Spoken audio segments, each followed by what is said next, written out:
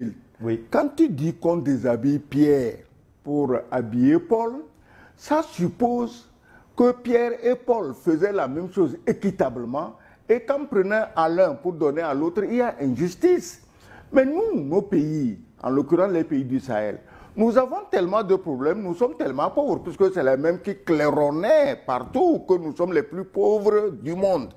Alors moi, le conseil, c'est que quand tu déshabilles Pierre, mais garde son manteau, tu en as besoin. Quand tu prends le manteau de Paul, garde-le. Tu n'as pas à déshabiller un pour l'autre. Il faut garder les manteaux de ces gens avec toi. Les contrats miniers. Mais attends, la Russie vient de signer les accords miniers. Certains contrats miniers, je ne les ai pas vus, je ne les ai pas lus. Mais de toi à moi, est-ce qu'il y a contrat quand 1 kilo d'uranium est acheté à 80 centimes d'euros chez les Africains et à 200 € ailleurs?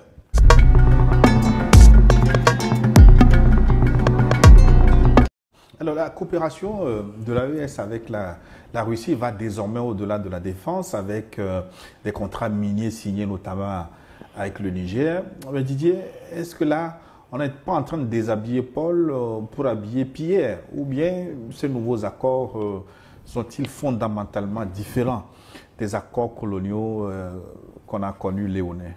Non, je ne pense pas. Je crois que l'accord de partenariat dont vous faites, auquel vous faites allusion, c'est l'accord, je crois, qui a été signé en février entre la Russie et le Niger et qui porte sur l'exploitation minière, qui porte sur la formation, le transfert de technologie et qui porte également, je crois, sur le partage donc, de la manière de travailler et d'exploiter. Je crois que ce n'est rien de nouveau. En réalité, c'est du partenariat gagnant-gagnant. C'est-à-dire que nous, on a besoin de telle chose. Vous autres, vous avez besoin aussi de quelque chose dont nous disposons. On s'entend, on discute, on fait le prix et nous faisons ce qu'on appelle du troc. Ce n'est pas quelque chose, ce n'est pas nouveau. C'est-à-dire que c'est une pratique qui existe. Vous avez vu même Donald Trump dire que l'Ukraine doit payer avec les terres rares, avec ses minerais. Et aujourd'hui, Trump est même pressé que ça se signe, sinon il se fâche là. Et le même Trump a envoyé quand même un envoyé spécial en RDC pour dire, bon, nous on va vous sécuriser contre le M23, mais en retour, nous voulons avoir de vos ressources. Vous avez du diamant, vous avez beaucoup de choses là-bas qui nous intéressent. Donc je crois que, en fait, c'est un partenariat qui est débarrassé de toute hypocrisie, qui est débarrassé de toute sournoiserie. C'est des pratiques qui existent et qui sont connues, et ce sont ces pratiques qui continuent aujourd'hui, sauf qu'avec plus de respect et de considération.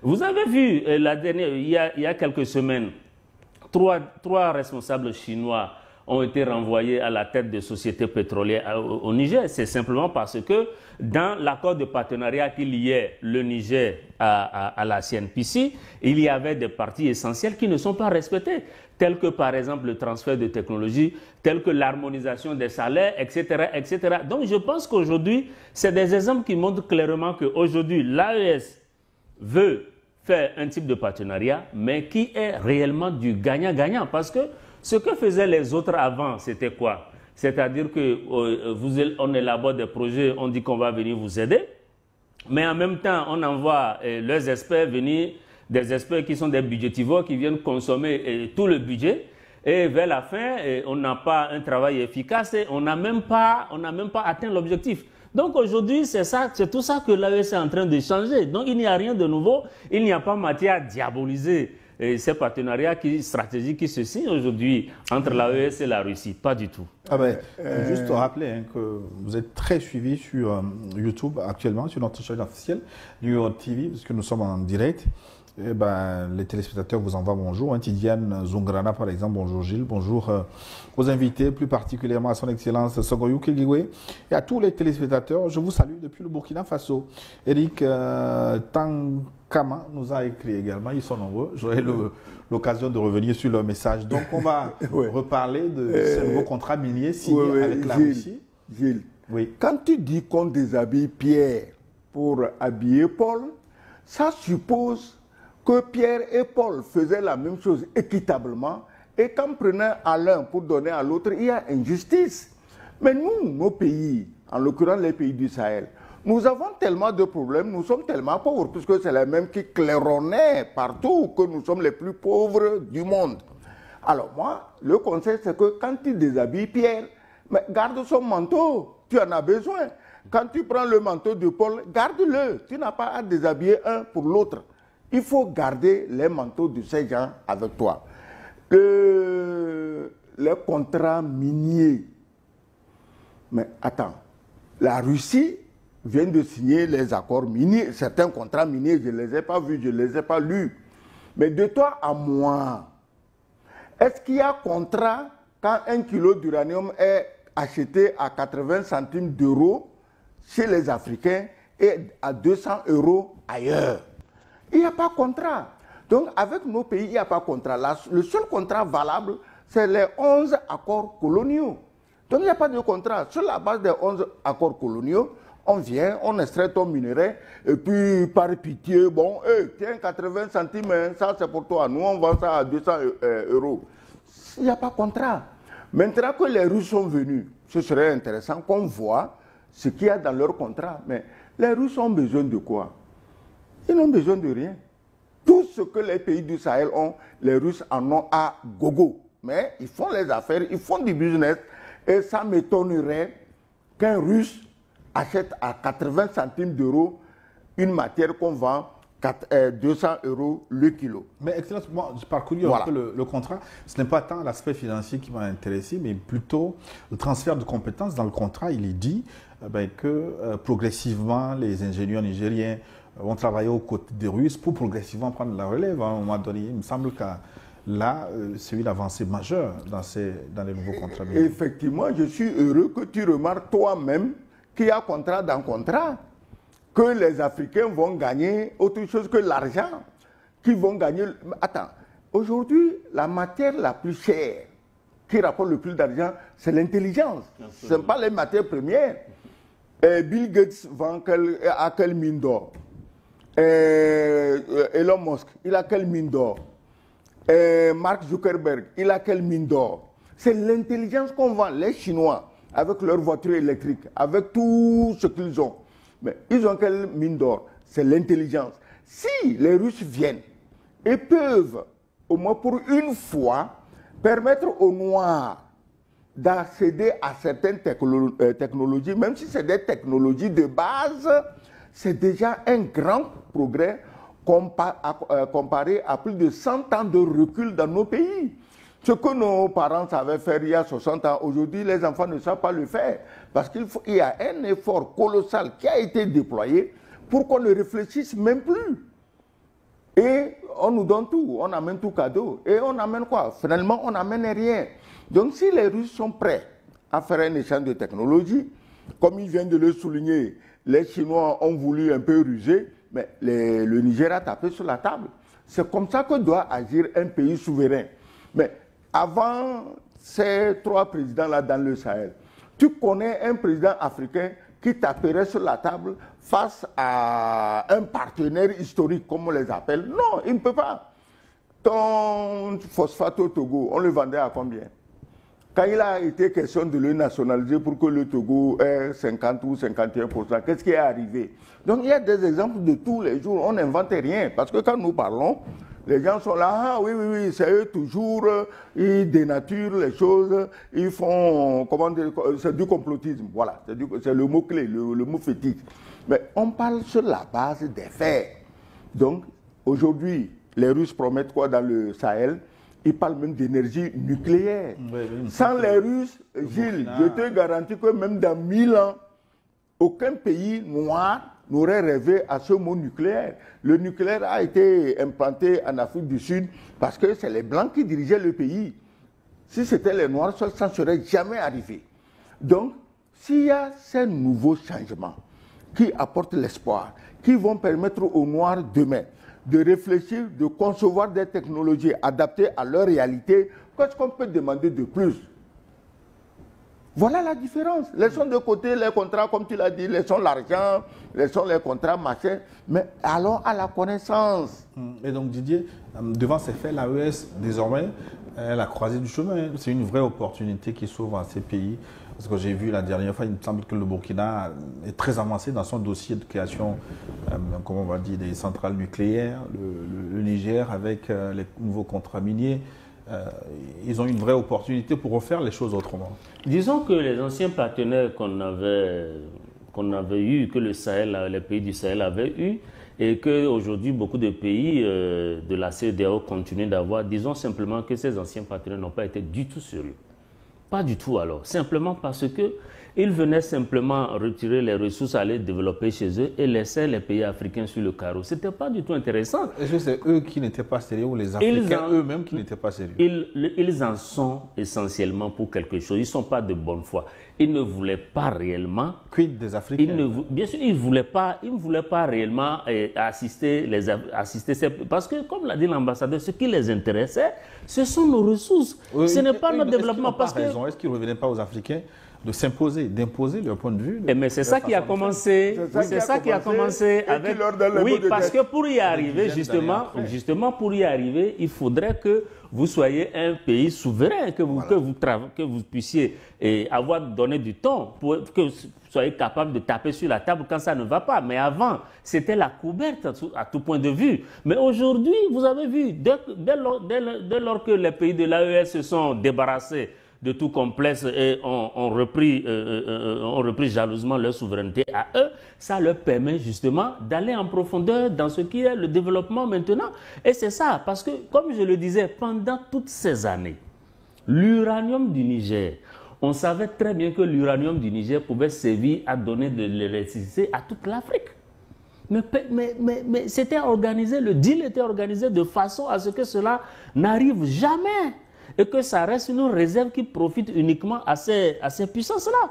Maintenant, il est certain quand même que les Africains auraient pu eux aussi mieux s'organiser, mais la meilleure organisation commence par la souveraineté. Et c'est ce qui est en train d'être fait, et c'est ce que aujourd'hui beaucoup d'Africains avec nous, nous saluons justement cette avancée significative à laquelle on est en train d'assister. Donc, dans cette rencontre AES-Russie, il y a un volet très important qui concerne la défense. Est-ce que la coopération avec la Russie a fait avancer dans l'AES la lutte contre le terrorisme, selon vous? Mais sans la Russie, les terroristes seraient à Bamako, à Ouagadougou et à Niamey, sans la Russie. Tu n'as pas écouté l'autre qui disait que sans lui, aujourd'hui on ne parlerait ni du Mali, ni du Niger, ni du Burkina. Sans lui, les trois pays qui existaient avant la naissance de ces ancêtres-là. Que sans lui, ces pays n'existeraient pas aujourd'hui. Et quand on fait le bilan, on lui demande, mais qu'est-ce que tu leur as apporté pour qu'ils existent? On va, non, rien n'a été apporté, plutôt on les a volés. C'est la Russie qui donne ou qui vend. Les pays achètent les équipements, on ne leur donne pas. Il faut souligner ça. Ibrahim Traoré, Assimi Goïta, Tiani, ils achètent leurs équipements. Mais est-ce que tu te rappelles qu'on refusait de leur vendre même des fusils de chasse? Ah non, nous on ne donne pas des armes létales. Pendant qu'on donne des mitrailleuses, des lance-roquettes, des 12-7 aux terroristes, on dit au gouvernement, ah nous, il n'y a pas d'armes létales. Mais on donne aux terroristes, peut-être qu'eux aussi ils achètent. Oui, mais ceux-ci aussi achetaient. Ils n'ont pas demandé cadeau. Comment les terroristes peuvent acheter et le gouvernement ne peut pas acheter? Parce que, tu sais, tu dois savoir qu'en matière d'achat d'armes, il y a un papier qui est le plus end-user certificate, c'est-à-dire que l'utilisateur final. Quand les terroristes achètent là, ils disent que l'utilisateur final, c'est qui? Mais les États disent l'utilisateur final, c'est le Mali, c'est le Burkina, c'est le Niger. On dit non, nous on ne vous donne pas les armes létales. Si tu dis que les terroristes achètent, leur utilisateur final, quand ils ont rempli le dossier d'achat d'armes là, c'était qui? D'ailleurs, certains étaient sous embargo clairement, comme la Centrafrique par exemple. Oui, on ne fait embargo que dans les pays où on a mis de soi-disant terroristes pour prendre le pouvoir de force. C'est là-bas qu'on fait embargo. Est-ce que tu es d'accord avec moi? C'est là-bas qu'on fait embargo. Est-ce qu'un pays africain attaqués par des terroristes, on devait faire embargo sur les armes. Non, on fait embargo, ce qui signifie clairement un parti pris pour quelqu'un qu'on veut qu'il gagne, qu'il renverse le gouvernement sur place. Là, on dit gouvernement, toi tu as embargo, mais les autres venez, les armes, servez-vous à volonté, comme le buffet de dimanche quoi. Servez-vous. C'est ça le problème. Donc, sans les Russes, tu dis si, mais sans les Russes, c'était déjà fini, il faut dire la vérité. Sans les Russes, c'était fini. Aujourd'hui, avec... D'autres ont dit la même chose. Hein. Il y a une puissance qui a dit aussi que sans son intervention, les terroristes auraient gagné Bamako. Qui dit ça? J'ai déjà entendu ça. Oui, mais attends, les terroristes n'auraient pas gagné... ce n'est pas les terroristes qui auraient pris Bamako, c'est ses envoyés à lui qui auraient pris Bamako. C'est différent. Didier, vous connaissez très bien le terrain. C'est différent, ce n'est pas les terroristes. terroristes. Vous y avez vécu là-bas. Est-ce que la lutte contre le terrorisme a évolué avec la coopération russe? Absolument. Vous voulez clairement savoir qu'est-ce que cette coopération a généré comme résultat? C'est ça votre question? Exactement. Bon, je crois que vous savez au moins qu'aujourd'hui, Kidal a été repris par l'armée malienne. Vous le savez? Donc, et vous savez qu'avec tout l'armada qui était présent à Bamako à l'époque, dirigé justement par la France, toutes les armées de l'OTAN là étaient, chacun a pris son territoire, ils ont organisé leur quartier, et puis on ne sait pas exactement ce qu'ils faisaient. Donc tout ce groupe, toutes ces armées occidentales représentées par des douzaines d'unités qui étaient présentes, n'ont pas permis que Kidal revienne au pouvoir central du Mali. Donc ça veut dire quoi? Que l'agenda dès le début n'était pas d'aider les Maliens à avoir leur souveraineté. L'agenda, c'est ça que l'ambassadeur a rappelé tout à l'heure. Ils ont un agenda caché, c'est-à-dire qu'ils ont promis à certaines communautés de les aider à se détacher de l'État central et de faire un État dans un État là-bas, au milieu de ces trois pays. C'était ça, parce que cet espace regorgeait de beaucoup de ressources. C'est que ces gens-là, tout ce qui oriente leurs décisions ou leur politique, c'est ce qu'ils peuvent gagner à moindre coût, venir chez vous ramasser tout ce dont vous disposez, repartir sans que vous ne pipiez mot. C'est ça qui les a... Donc, en fait, pour revenir au résultat, vous savez très bien que aujourd'hui, Kidal est retourné dans les mains de l'État central. Rappelez-vous que Moussa Emenela, un ancien émir de l'État islamique, a été neutralisé. Et ça, c'est grâce à la force de ces trois pays aidés par la Russie. Et tous ces derniers temps, plusieurs chefs terroristes ont été capturés. Nous avons également, ça je vous parle des résultats de 2024, hein, pas de 2023 ou de 2025, parce que les résultats, les pays de l'AES ne font qu'engranger des résultats. Donc nous avons aussi un certain Ahmed Kinda alias Akoshi. N'oubliez pas que lui aussi, il a été capturé, neutralisé. Et il y a beaucoup d'autres. Depuis donc, entre 2023 et aujourd'hui, nous avons à peu près 679 attaques. Donc c'est pour dire quoi? Les résultats dont on parle aujourd'hui ne sont pas encore palpables tout simplement parce qu'on ne laisse pas le temps aux pays de l'AES de déployer et d'assurer correctement leur sécurité. On ne laisse pas le temps, qu'est-ce que ça veut dire? On ne laisse pas le temps parce que comme ils ont décidé de prendre leur souveraineté en main, on sabote le travail qui est fait, on leur envoie, comme l'a dit l'ambassadeur, on distribue des armes à des terroristes. Le Niger l'a dit, le Mali l'a dit, le Burkina l'a dit, mais personne ne veut les écouter parce que l'ordre qui dirige le monde est mêlé à ça et ils sont très bien au courant de ce qui se passe. Ils ne sont pas étrangers. Et les ministres des Affaires étrangères, les autorités de l'AES n'ont cessé de le dire, qu'on ne peut pas régler un problème avec quelqu'un qui en fait est lui-même le problème. Ça veut tout dire. Ça veut dire simplement que ces pays occidentaux, cette OTAN-là n'est pas étranger au terrorisme, en tout cas pour ce qui concerne le terrorisme qui nous assaille ici en Afrique. Non, pas du tout, ils ne sont pas étrangers à ça. Ils sont au courant. Il y a des groupes qui sont entretenus par eux. Sinon, comment vous pouvez comprendre qu'il y a certains types d'armes qui se retrouvent avec ces gens, avec des moyens de communication très performants, qu'on ne retrouve que chez une armée régulière. Et ce n'est même pas chez toutes les armées régulières qu'on trouve certains types de matériel de guerre qui se retrouvent aux mains de terroristes. Mais ils ont eu ça où? Qui les a fournis? Donc c'est ça. Il y a une question sur l'utilisateur final de ces armes-là qui se retrouvent aujourd'hui avec les terroristes et avec lesquels ils continuent à saboter, ils continuent à mener des attaques pour compliquer la tâche aux forces. À Moscou, l'Ukraine a été pointée du doigt. Oui, j'allais en venir. J'en venais à l'Ukraine. Tu sais, l'Ukraine, j'ai déjà dit ça la dernière fois, que sur ce coup-là, j'admire les pays de l'OTAN. Parce que sur plus de 43 millions d'Ukrainiens, ils ont réussi à dénicher un psychopathe inintelligent, antipatriotique, prêt à faire massacrer jusqu'au dernier Ukrainien. C'est Zelensky. Parce que ce n'était pas possible de trouver un gars comme ça.